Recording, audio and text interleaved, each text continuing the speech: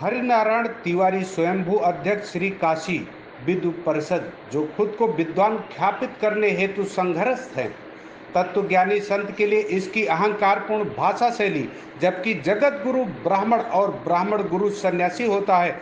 इन लोगों ने ही सभी शंकराचार्य पीठों पर नकली शंकराचार्यों की नियुक्ति कर धर्म को रफातल में पहुंचाने का कार्य किया है।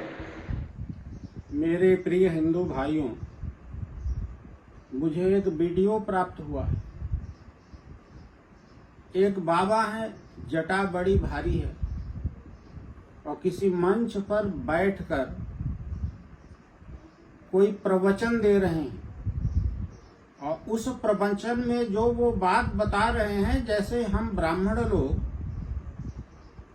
खानदानी अपराध करते हो।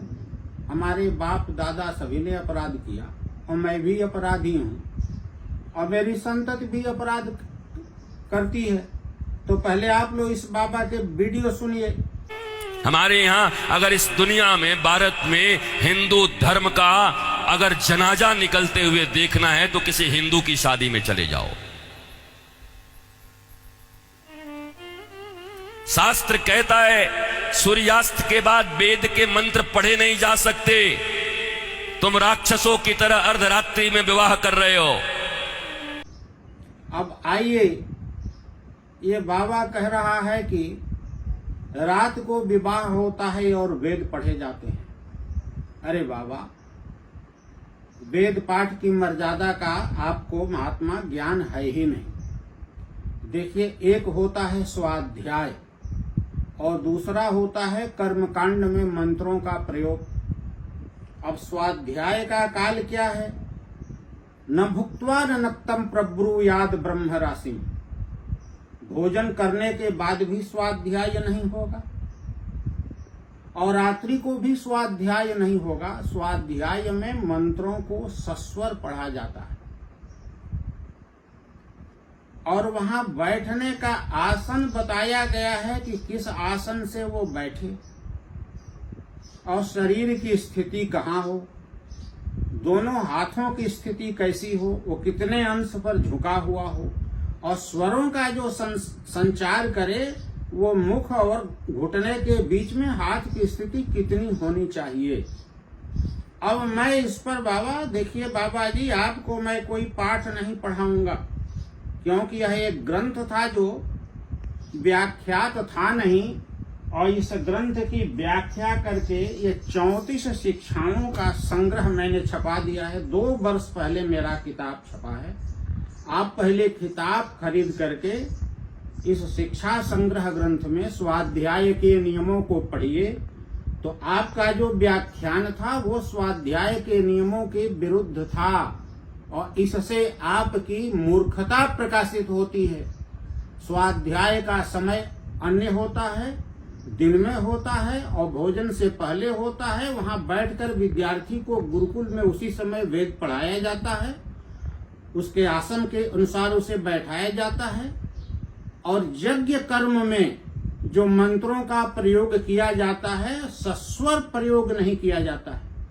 आपने क्या पाणिनि का सूत्र यज्ञ कर्मण डेजपन्युंक सामसु ये पढ़ा है? जरा बता दीजिए इसका अर्थ। मैं जानता हूं यदि यह शास्त्र आपको आता तो इस तरह का प्रवचन देकर हम ब्राह्मणों को आप अपराधी सिद्ध नहीं करते। इस सूत्र का अर्थ नहीं आता, आप सुन लीजिए। यज्ञ कर्म में सभी मंत्रों का प्रयोग एक श्रुति में होता है, वहां तीनों स्वरों का प्रयोग नहीं होता है। या तो आप सभी को उदात्त कर दीजिए, सभी को अनुदात्त कर दीजिए या सभी को स्वर कर दीजिए। अजपन न्यूंख सामसु, जप को छोड़कर, न्यूंखा को छोड़कर और साम को छोड़कर। ये इस अवस्था में मंत्रों का अस्वर प्रयोग नहीं होगा, एक श्रुति मंत्र नहीं होंगे। अरे बाबा, तुम मंच पर बैठकर हम ब्राह्मणों को गालियां दे रहे हो। जानते हो वेद का आविर्भाव श्रीमन्नारायण ने संकल्प मात्र से ब्रह्मा के हृदय में किया। आप ब्रह्मा के 88,000 ऋषि थे, ऊर्ध्वरेता ऋषि, जिनकी संतानें 88,000 गोत्र ब्राह्मणों में हैं।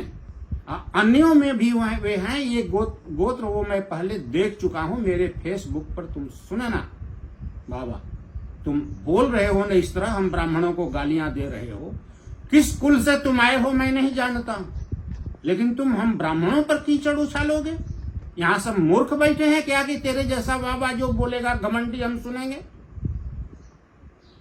तो पहले तो ये शिक्षा संग्रह मेरा मंगाओ और तुम पढ़ लो कि स्वाध्याय के नियम और समय इसमें बताए गए हैं।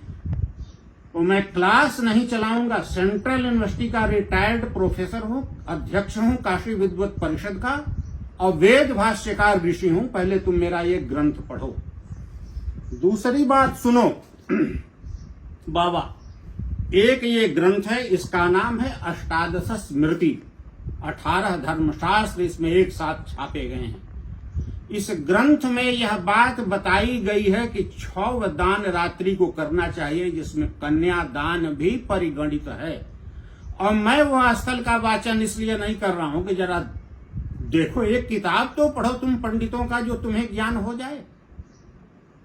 ऐसे ही सुनी सुनाई बात से तुम हम ब्राह्मणों को गालियां दे रहे हो। तेरी औकात क्या है? अपनी डिग्री बता और मेरा सुन ले। नव्य व्याकरणाचार्य, PhD delete, professor central Sanskrit university, retired हूं अब मैं, और काशी विद्वत परिषद का अध्यक्ष हूं। ये बाबा के अलावा तेरी और योग्यता क्या है? जरा तू अपनी योग्यता तो बता दे। क्यों हम ब्राह्मणों को तुम गाली देते हो? तो ये किताब तुम मंगा, अष्टादश स्मृति। इसमें एक जगह लिखा है जिसमें कन्यादान का समय भी रात्रि को बताया गया है, और वो रात्रि को वेद पढ़ने का जो मना किया गया है वो स्वाध्याय को मनाही है। यज्ञ कर्म में मंत्रों के प्रयोग की मनाही नहीं है। सुन लो, यज्ञ कर्म में, कर्मकांड में जब हम ब्राह्मण लोग मंत्रों का प्रयोग करते हैं तो अस्वर करते हैं, सस्वर नहीं, और वह निषिद्ध नहीं है। सारी मर्यादा बिना जाने तुम्हें मंच से बाबा इस तरह की बातें नहीं बोलनी चाहिए जो तुमने बोला। और देखो, कुछ परंपराएं होती हैं। मनु लिखते हैं 2 अध्याय का श्लोक संख्या मैं तुम्हें बता रहा हूं, 18वां और 17वां। 17वां में मनु कहते हैं, सरस्वती दृषद्वत्योर्देव नद्योर्जदंतरम तम देव निर्मितम देशम ब्रह्मावर्तम प्रचक्षते।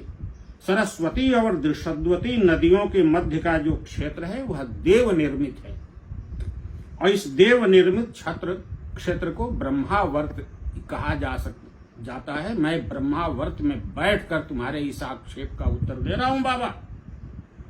और सुनो, उस ब्रह्मावर्त देश की जो परंपराएं हैं, मनु लिखते हैं 18वें श्लोक में 2 अध्याय में, तस्मिन् देशे जो आचारः पारंपर्य क्रमागतः वर्णानाम सांतरालानाम स सदाचार उच्यते।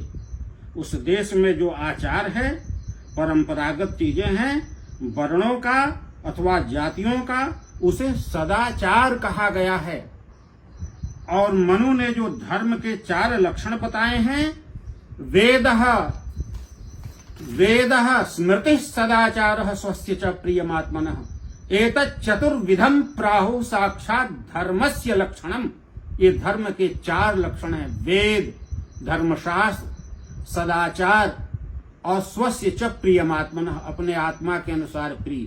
तो अपने आत्मा के अनुसार प्रिय करना, इसको का ये फर्जी जो एक विद्वत परिषद का अध्यक्ष बनते हैं वशिष्ठ त्रिपाठी जी, 5 नवंबर 2022 को ललकारते हुए 42 मिनट का वीडियो दिया है उन पर, उसको सुन लेना। स्वस्य च प्रियमात्मना का उत्तर हमारे फेसबुक पर पड़ा हुआ है। तो सदाचार धर्म है, ये मनु कहते हैं। और हमारे ब्रह्मावर्त का सदाचार है कि हम कन्यादान रात्रि को करते हैं, और मंत्रों को हम सस्वर नहीं बोलते, वहां अस्वर बोलते हैं, इसलिए वो उसका वेदत्व खंडित हो गया, मंत्रत्व बना हुआ है। कैसे तुमने हम ब्राह्मणों को ललकार दिया भाई?